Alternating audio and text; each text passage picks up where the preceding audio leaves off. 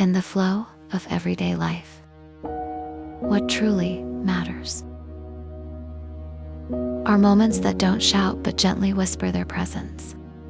When I stop to admire nature, I feel the world breathe slower. The sun filters through the leaves, painting dancing shadows on the ground. The air smells of freshness and the promise of a new beginning. It reminds me that real beauty lies in simplicity. Life isn't a checklist to be marked off, nor a race.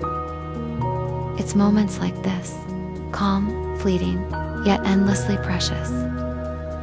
They're worth pausing for, because they're what give life its meaning.